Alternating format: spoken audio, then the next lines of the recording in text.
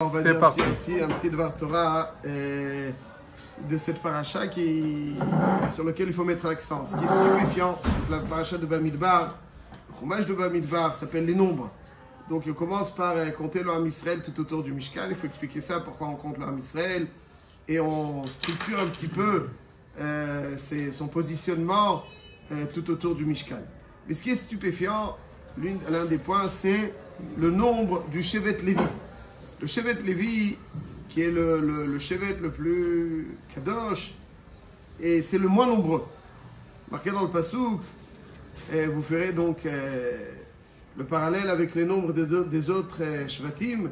Marqué dans le Passouk, Perek Gimel, Passouk Lametet, Kol Pikudei Leviim asher pakad Moshe ve'Aaron al pi Adonai leMishpechotam, Kol Zachar meben Chodesh ve'amala 22 alef. À partir d'un mois, il faisait que 22 000. Alors que tous les Shvatim les dépassent largement. À partir de 20 ans. Stupéfait. Pourquoi le Shevet Lévi était quelque part, si peu nombreux par rapport aux autres Shvatim? Adera Belchora, il aurait dû être plus nombreux. Ça fait là-dessous. Le Ramban, il pose en premier cette question.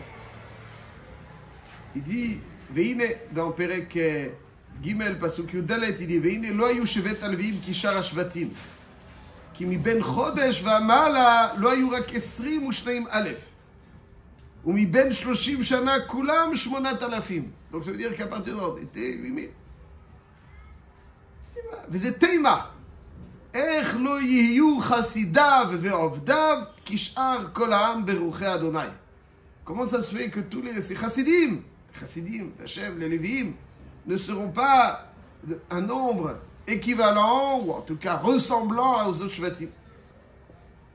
On met à Ramban. En réalité, ce qui ressort de tous les Mefarshim, c'est que la raison pour laquelle le Shevet Lévi était moins nombreux, c'est qu'ils n'ont pas été asservis en Mitzrayim. Comme c'est marqué dans le Midrash Tanchuma, Parashat Vayera, Otvav, le Shevet Lévi n'était pas asservi en Mitzrayim. Et alors le Ramban, il dit comme ça, Israël asher meru ha-mitzri bet chayehem ba'avoda kasha kedei lema'atam. Ça veut dire que les Lévi'im se sont acharnés à avoda kasha. Paro, il avait peur, pen yirbe, ve'akitikred ha-melchama, ve'nosav gavu al son'enu. Il avait peur du nombre que prendrait le Ham Israël. Donc il a pris des dispositions pour réduire le nombre. C'était trop nombreux. Ah, tu prends une disposition pour réduire le nombre? כאשר יענו אותו, כן ירבה וכן יפרוץ. כן ירבה וכן יפרוץ. Ça veut dire que quand il y a un asservissement, alors là c'est là qu'on se développe complètement. Les Lévi'im n'étaient pas asservis. Donc il n'y a pas pour eux כן ירבה וכן יפרוץ. Donc il y avait beaucoup de naissances de jumeaux. Naturellement, ils ont monté. Voilà, naturel. Il n'y a pas une progression. Je crois que le grand rabbin là-haut, il ramène dans son livre, dans son autobiographie, il ramène que Fidel Castro lui a posé la question, mais comment ils sont arrivés de 70 Shivim Nafesh en quelques siècles, 2-3 siècles, sont arrivés à 600 000. Il faisait les comptes, il n'a rien compris. Il a expliqué, mais avant l'alcool panim, כאשר יענו אותו כן ירבה וכן יפרוץ, כן ירבה וכן יפרוץ, שישה בכרס אחד. Ça faisait, donc ça veut dire que des fois, on a l'impression quand on est face à des difficultés, certains nous imposent que ces difficultés nous réduisent. Mais quand on est dans la Kedusha et que certaines forces vont chercher à nous réduire et qu'on tient bon, au contraire, ce qui est enfoui va éclore encore plus. Ça veut dire que ceux qui ne sont pas confrontés à des difficultés, ils n'ont pas une siyata d'ishmaya spéciale. À ceux à qui on se dresse contre eux, ils ont une siyata d'ishmaya spéciale. Ils ont une siyata d'ishmaya spéciale. Quand il y a des difficultés, il ne faut pas dire mince, dommage, il y a des difficultés. Mon voisin, lui, il n'a pas la difficulté. J'aurais bien être à sa place. On ne cherche pas les difficultés. Mais quand elle s'impose, il faut savoir, le voisin, il n'a pas il n'aura pas l'opportunité de développer, d'éclore encore plus. Toi, tu as. Si Hachem il t'envoie, c'est que tu as la possibilité d'éclore encore plus. Regarde, le Shevet Lévi n'était pas confronté à la difficulté. Et si on le voyait en Mitzraïm, les gens l'observaient du coin de l'œil. Waouh, ils ont de la chance. Eux, ils sont pas asservis. Tranquille. Et moi, le matin, je dors dans les champs. Et je suis les mains toutes abîmées. Regarde, au final, sache, regarde. Tu as regardé le voisin. Il s'est pas développé comme toi. Il n'a pas éclos comme toi. Ça, c'est donc l'enseignement que nous dit le Ramban. C'est pour ça que le Shevet Lévi était moins nombreux.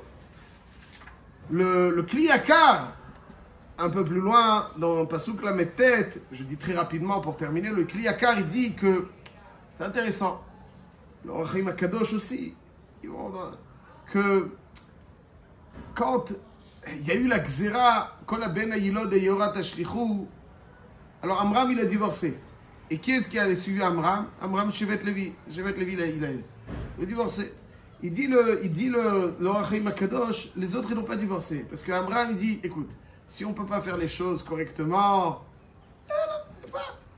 eux, ils étaient dans les champs. Allez, dans les champs. Après, ils cachaient dans les champs. Shevet Lévi était noble. Il n'y a pas de... On peut pas. Ça, c'est ce qu'il dit le Or HaChaim HaKadosh. Ouais, ça veut dire, c'est des fois, la difficulté, ça aussi. Ça apprend à faire à s'arranger avec l'adversité. Et ils sont pas l'adversité. Bon, il y a l'adversité. Donc ça rejoint d'une façon différente un petit peu cette idée. Et pour terminer, il y a un Harizal qui dit, le Harizal il dit que la raison pour laquelle ils se sont tellement développés, c'est que les femmes en Mitzraïm n'étaient jamais nidot. Pas nidot.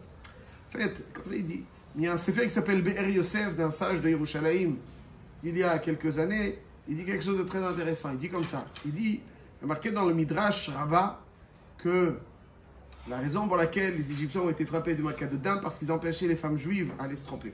Ils empêchaient les femmes juives à se tromper. Tu vas le tromper, tu as dam. Ok. Mais les femmes juives, à Kadosh Baruch Hu, il y a marqué aussi dans le Midrash Tanchuma, comme l'Arizal, que les femmes juives n'étaient pas Nida. Top.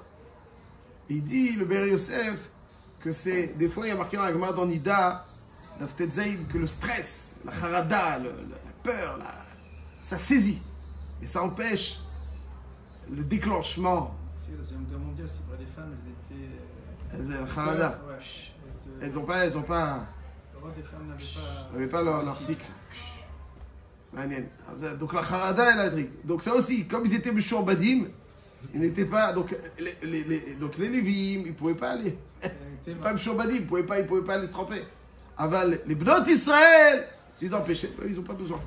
Ils étaient Meshourbanot. Donc les bébés là, ils étaient pas besoin. Donc elles continuaient à avoir des enfants. Les Lévim, ils étaient... Donc voilà, tout ça, ça nous apprend des enseignements de Parashat Bamidbar. C'est que finalement... Des fois, on regarde du coin de l'œil, il se dit, ah, lui, il est tranquille, etc. Ouais, chacun, il a son pékelach, il a son petit paquet, son baluchon, comme on dit. On ne sait pas ce que l'autre, il a. On ne sait pas. Aval, des fois, on a l'impression.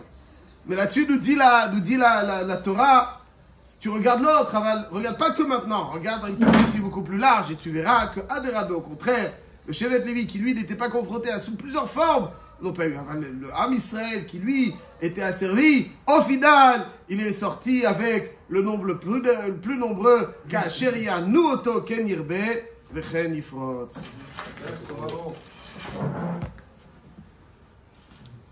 J'ai pas compris les